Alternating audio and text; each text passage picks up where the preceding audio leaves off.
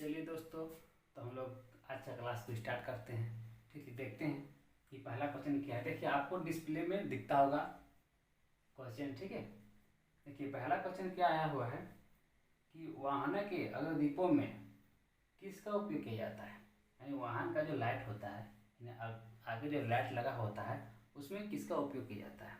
यानी पूछ रहा है कि आप कौन सा दर्पण उसमें यूज किया जाता है। ठीक है, तो हम लोग जानते हैं कि कोई भी गाड़ी आता है, टू व्हीलर हो या फोर व्हीलर हो, सभी में अवतल दर्पण का उपयोग किया जाता है। हेडलाइट में अवतल दर्पण का उपयोग किया जाता है। ठीक है, और यही अगर ड्राइवर अगर बैठता है उसके बगल में जो लगा होता है वो फिर उत्तल लेंस का होता है। ठीक है, लेकिन जो गाड़ी का जो हेडलाइट जो होता है उसमें अवतल दर्पण लगा होता है। ठीक है, तो पहला का आंसर क्या हो जाएगा।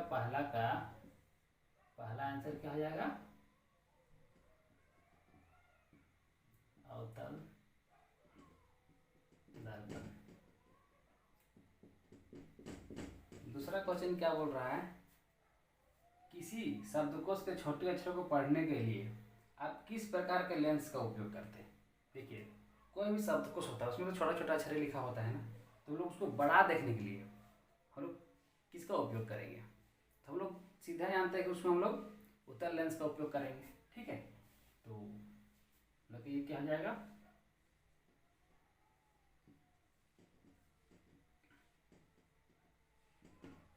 उत्तल लेंस। ठीक है, यानी हम लोग कोई भी डिक्शनरी पढ़ते हैं या कोई भी शब्द को छोटे छोटे अक्षर पढ़ने के लिए हम लोग किसका उपयोग करते हैं, तो लोग उत्तल लेंस का उपयोग करते हैं। ठीक है, तीसरा क्वेश्चन जो है हम लोग का, तीसरा क्वेश्चन क्या आया हुआ है कि सामान्य आँख के लिए दृष्टि स्पष्ट दृष्टि की न्यूनतम दूरी क्या होती है।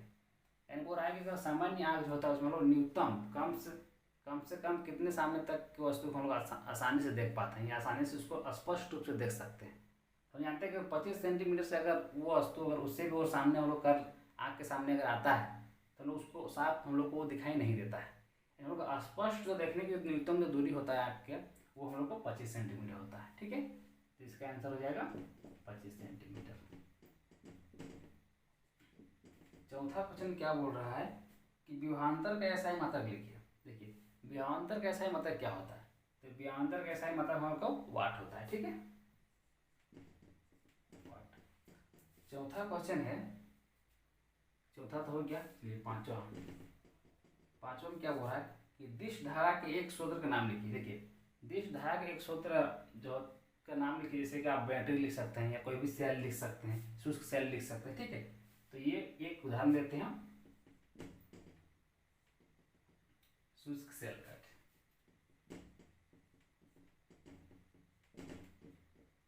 शुष्क सेल, चलिए कुछ दिश धारा के बारे में बताते हैं। ठीक है, देखिए दिश धारा क्या होता है, वह धारा जिसकी समय के साथ साथ परिमाण और दिशा नहीं बदलती है उसे दिश धारा कहते हैं। इसका कहने का मतलब है वह धारा जिसकी समय के साथ साथ उसकी परिमाण और दिशा नहीं बदलती। परिमाण है, ठीक है, इसका परिमाण मतलब उसका मात्रा जो होता है वो नहीं बदलता है। ठीक है, अब परिणाम नहीं, परिणाम तो वो जो रिजल्ट आता है उसको परिणाम बोलते हैं ना, कोई भी चीज़ का, तो वो परिणाम नहीं है, ये परिमाण है। यानी जो मात्रा जो होता है कितने मात्रा में आ रहा है, ठीक है, और दिशा जिसका एक दिशा होता है वो नहीं बदलता है। ठीक है, वैसे हम लोग दिश धारा, जैसे कि उदाहरण में आपका सेल हो गया, बैटरी हो गया, एक दिश धारा का उदाहरण है। ठीक है,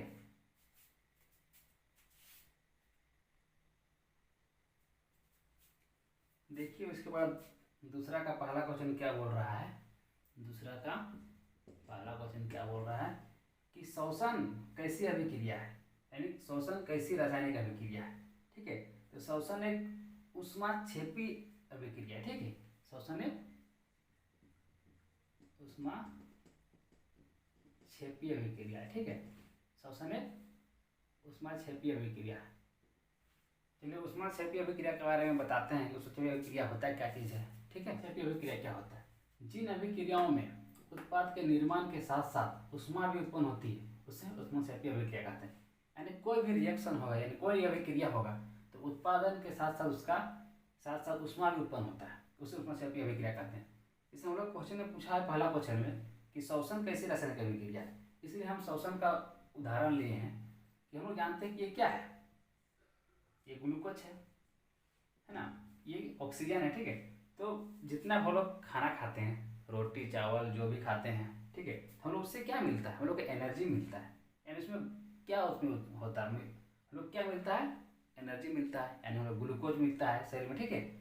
और ग्लूकोज जब ऑक्सीजन के संपर्क में आता है, ठीक है, तो हम लोग क्या, उससे हमको एनर्जी मिलता है और हम लोग उससे, देखिए इसमें ऊष्माक्षेपी का बात किया है ना, तो ऊष्माक्षेपी में हम लोग जो भी काम करते हैं तो हमारा शरीर जो हीट होता है, यानी गर्मी से जो पसीना निकलता है, ठीक है, तो ये भी एक ऊष्माक्षेपी का अभिक्रिया है, का एक उदाहरण है, ठीक है। कि हम लोग जो भी काम करते हैं, कभी भी खेत बाड़ी है, कोई भी काम करते हैं, तो देखिएगा कि शरीर से पसीना निकलता है, यानी उसमें क्या होता है, हीट यानी ऊष्मा उत्पन्न होती है हमारे शरीर में, ठीक है। और हम लोग H2O मतलब हम लोग को वाटर बाहर आता है, यानी मतलब कि हम लोग शरीर से जब काम करते तो पसीना के रूप में हम लोग को पानी बाहर आता है, इसलिए जो हम लोग का श्वसन जो होता है ये ऊष्माक्षेपीय अभिक्रिया का एक उदाहरण है, ठीक है।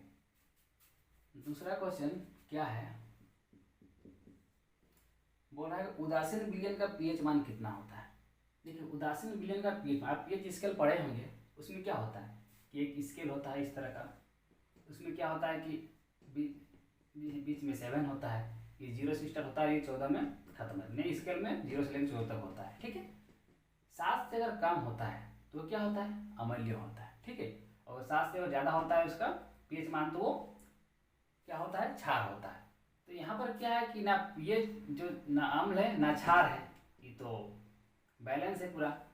तो बैलेंस में क्या होगा, इसका मतलब ये उदासीनीकरण होगा, यानी कोई भी जैसे वाटर हो गया, वाटर भी क्या है, एक उदासीन हो गया है, ठीक है। इसमें ना अम्ल पाया जाता है ना क्षार पाया जाता है। तो हम लोग के पीएच मान, हम लोग पूछ रहा है कि उदासीन का पीएच मान कितना होता है। तो उदासीन का पीएच, उदासीन मतलब क्षार भी होना चाहिए और मतलब क्षार भी होना चाहिए और अम्ल भी होना चाहिए, उदासीन होना चाहिए। उदासीन कितना में होता है, उदासीन 7 में होता है, ठीक है। इसलिए हम लोग यहाँ क्या हो जाएगा इसका आंसर, दूसरा का आंसर हम लोग जो बोल रहा है कि उदासीन विलयन का पीएच मान क्या है, तो इसका पीएच मान लिख देना है कि इसका पीएच मान 7 होगा, ठीक है।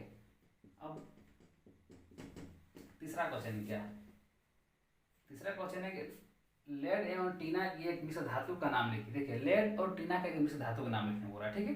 तो आप कोई भी एक उदाहरण लिख दीजिए, उदाहरण जैसे कि आप लिख दीजिए सोल्डर, आप सोल्डर लिख दीजिए, ठीक है। इसके बाद क्वेश्चन क्या है, दिख नहीं रहा है। इसके बाद क्वेश्चन है कि एल्काइन का रासायनिक सूत्र क्या होता है। देखिए एल्काइन का रासायनिक सूत्र क्या होता है, H2n-2 होता है, ठीक है, गलती से लिख दिया था वो। तो क्या होता है कि आपको एल्काइन का सूत्र याद रखना है कि CnH2n-2 होता है, ठीक है। चौथा क्या बोल रहा है, चौथा में हम लोग आधुनिक आवर्त सारणी के तत्वों के वर्गीकरण का आधार किया है, ठीक है। यानी हम लोग रासायनिक जो आधुनिक आवर्त सारणी जो वर्गीकृत किया गया, वर्गीकृत जो किया गया उसका आधार क्या है उसका, तो सबसे मेन जो उसका आधार है वो परमाणु संख्या है, ठीक है। उसका क्या है, परमाणु संख्या के आधार पर उसको वर्गीकृत किया गया, ठीक है। तो याद रखना है कि परमाणु संख्या के आधार पर उसको वर्गीकृत किया गया है, ठीक है। चलिए इसके बाद हम लोग अगला चलते हैं। अगला में क्या है हम लोग का है क्वेश्चन में,